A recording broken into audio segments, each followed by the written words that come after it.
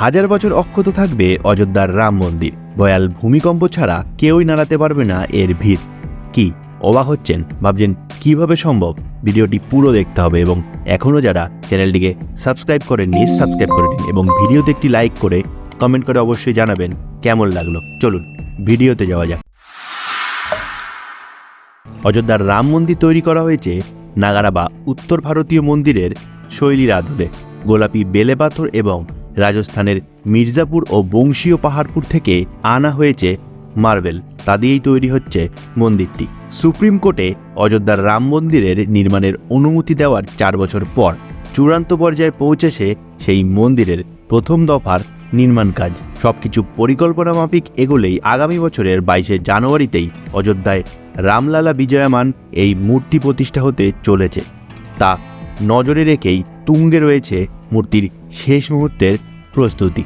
খ্যাতনামা স্থপতি চন্দ্রকান্ত ভাই সোমপুরার নেতৃত্বে একটি দল এই মন্দিরের নকশা প্রস্তুত করেছে। সেই নকশা অনুযায়ী চলছে মন্দিরের নির্মাণ কার্য।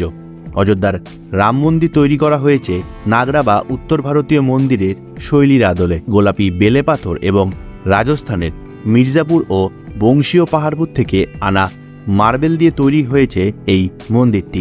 এছাড়াও মন্দিরের প্রায় 17,000 গ্রানাইট পাথর ব্যবহার করা হয়েছে। প্রতিটি পাথরের ওজন 2 টন অর্থাৎ 1800 কিলোরও বেশি। সেই গ্রানাইট আনা হয়েছে কর্ণাটক থেকে। জন্মভূমি তীর্থক্ষেত্র ট্রাস্টের সাধারণ সম্পাদক চম্পত রায় দাবি করেছেন, মন্দিরটি এমন অত্যাধুনিক প্রযুক্তিতে তৈরি করা হয়েছে যে আগামী 1000 বছরেও সেটি মেরামতের প্রয়োজন পড়বে না। এমনকি 6.5 মাত্রার ভূমিকম্প মন্দিরের ভিত নাড়াতে পারবে না বলে দাবি করেছে। রাম মন্দিরের নির্মাণে কোনো সাধারণ ইস্পাত বা সিমেন্ট ব্যবহার করা হয়নি।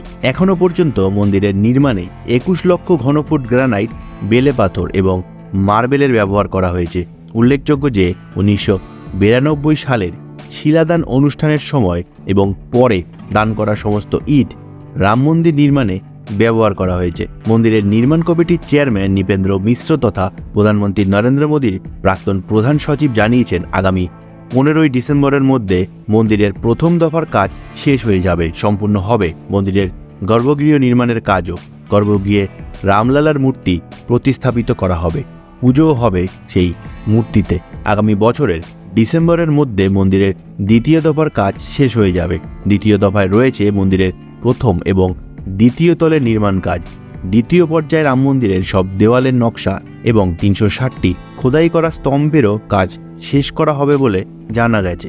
মন্দিরের প্রথম তলা থাকবে রাম দরবার। রামচন্দ্রের রাজসভা যে বর্ণনা রামায়ণে পাওয়া যায় তার আদলে রাম দরবার তৈরি হবে। রাম দরবারের প্রতিটি স্তম্ভে 25 থেকে 30টি মূর্তি খোদাই করা থাকবে। মন্দিরের চত্বরে বাল্মীকি, নিষাদ, বিশ্বমিত্র, শবরীর মন্দিরের সহ মোট 7টি মন্দিরের কাজও দ্বিতীয় দফায় শেষ হবে। মন্দিরের নির্মাণে তৃতীয় পর্যায়ে 71 একর জমির উপর অডিটোরিয়াম এবং দেওয়াল গাঁথার কাজ হবে। সেই জমিতে সপ্তর্ষিদের মন্দির এবং ব্রোঞ্জের মূর্তি তৈরির কাজও তৃতীয় পর্যায়ে পৌঁছাবে। সেই কাজ 2025 সালে শেষ হবে বলে জানা গিয়েছে। গর্ভগৃহে রামলালার মূর্তি প্রতিষ্ঠা করা হবে এবং পুজো করা হবে প্রতিদিন।